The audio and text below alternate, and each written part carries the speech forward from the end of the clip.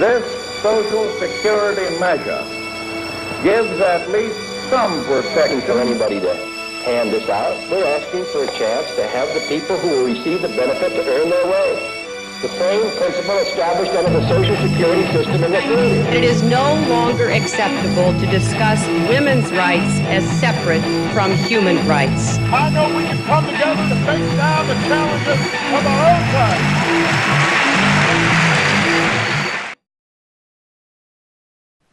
Hello, welcome to the Democrats. Today we have a special edition of the Democrats.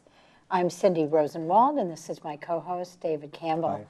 And we're lucky today to have with us former State Senator Peggy Gilmour, who is a candidate again in Senate District 12, which includes about a third of Nashua and a bunch of other towns, too. Tell us about the district, Peggy. Yeah, I will. Well, thanks for having me, Cindy and David.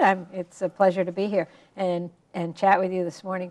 Yes, it's quite a district, District 12, 3 wards in Nashua, wards 1, 2, and 5, and then goes all the way west to the towns of Hollis, Brookline, Mason, Greenville, New Ipswich, and Rindge. Interesting that Rindge is in Cheshire County, so right. It's a long haul, beautiful drive. Especially now. Especially now.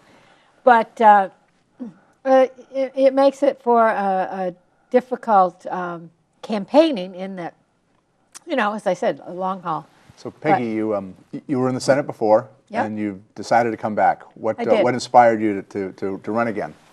Well, a couple of things, David. I was in the Senate before. I believe I served well in committees and served my constituents well. When I was not reelected in 2010, I've had 2 years to think about this. And in that time, I've gone back to school. I've started a new business. So I certainly have a life. In fact, our new business has been quite novel. We are making money, which is certainly a change over being paid $100 a year in the New Hampshire legislature. Sure. So particularly when the district changed, I had to give it a great deal of thought. But as I've watched these past 2 years and what's gone on in our state legislature, I said, I really think I can't rest unless I try to certainly re-enter the race, to try to go back to Concord, to bring back common sense, moderation.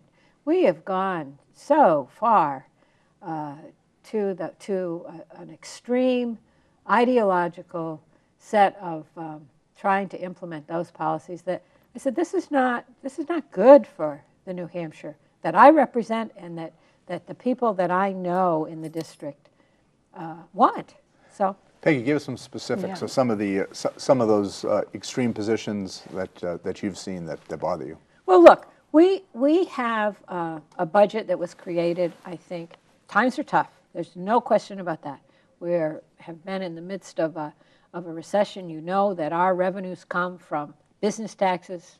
Businesses are, down during the greatest recession since the Great Depression. So you're going to have a diminished revenue base to work from.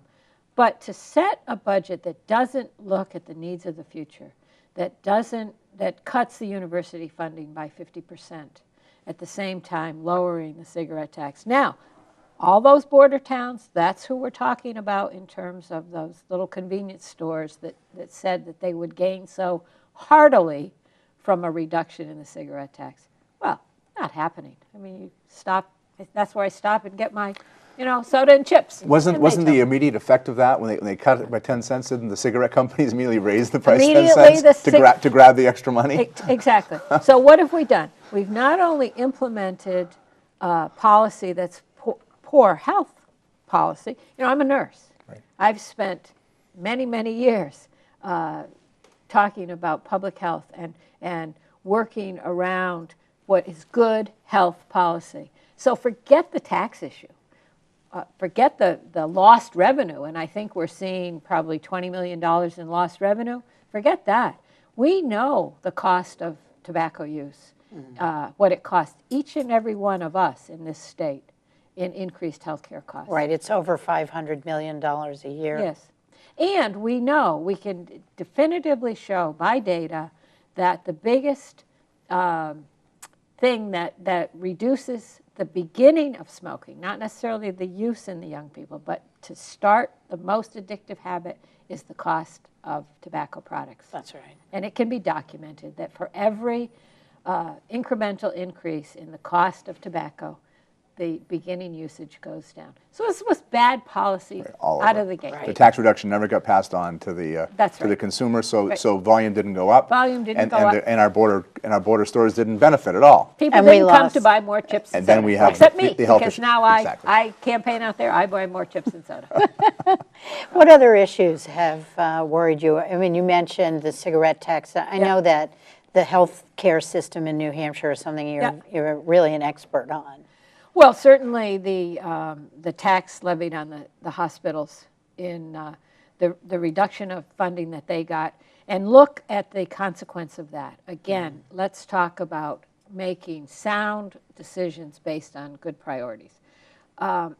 In Nashua, for example, we know that our hospitals are the largest employees. When you take the city out, we have the largest employers are the two hospitals. So we have this huge cut. Statewide, we see the loss of 1,000 jobs. Locally, we saw perhaps upward of 250.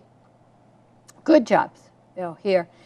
Not only that, but let's look at the resulting loss of services, and this really concerns me. Now, you can't take things in isolation. You have to look at them. Everything fits together. We have an aging population. We have a population that is aging faster than 46 other states in the country. Faster than Florida, if you can believe that. Wow. Yeah, wow. It's a tsunami. It's a tsunami. We call it the silver tsunami. It's coming. And I'm, maybe. I'm not even silver. You're not even silver. But it's coming. It's coming.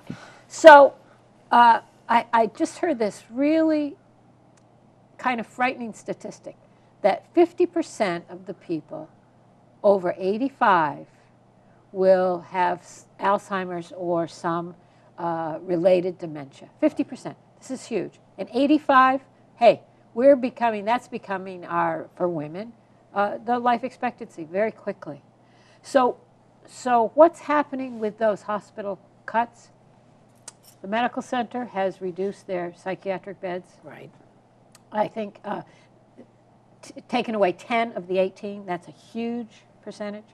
St. Joe's will soon, I think in December, eliminate their geriatric psychiatric unit, and this was around managing those symptoms of dementia. We're the only unit in the area. The economic impact on families when they do not get good management of people of the senior population with behavioral impacts from disease is huge. Right. So if you follow, it's like dominoes. Sure. So you levy this tax on the hospitals, which reduces their income, which makes them lay off people, so we have a loss of jobs, which reduces services, which sends, the people don't go away, remember. You reduce the service. Right. That doesn't mean that the problem is gone. Right. So now you push, it's like a balloon, you push those people into other services that cost the taxpayer dollars, be it the criminal justice system, the Psychiatric court system. hospital. Yeah, Right. police, Rescue. fire. Yeah. They end up in the emergency room, inappropriate, more expensive, which again increases the cost of the private insurance health care. You, me, everybody. So you've had that push, economic, not having the foresight to understand what's going to happen. Again, based on ideology, not on public policy. Based on ideology, not on public policy. Right. Based on let's get government out of all of this without looking at the consequences for the citizens and the economic health of the state. So you talked about the tax. I'm sorry. Yeah, well, I was going to say, and one other service that was cut that also has an economic component is the adult day program, because Right. that allowed families who were maybe having an elderly relative live with them to be able to go out during the day and work. And this was a medically pretty high-functioning yeah. adult day program, so there could be foot care, there were meds that were given, you know, all sorts of blood pressure checks.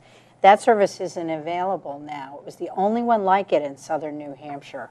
Those families maybe have to stop. Someone has to quit work to stay home with that elderly relative. And that's a huge productivity loss, and it's money out of the economy in New Hampshire. It's so Peggy, short-sighted. you've talked about the hospital tax, which I think was the single greatest tax increase in the history of the state. Correct. Yeah. And yet, what's very interesting to me is that current campaign people running for office, including my opponent, will say, we balanced all this without any new taxes. Right. Yeah. Well, the other thing Just is... depends what you call it, but the fact is depends on what you They call it. didn't call it a tax. It had the effect of a tax, and you just explained the consequences. Explain to us also what you were talking about before the show about downshifting. That then involves taxes as well.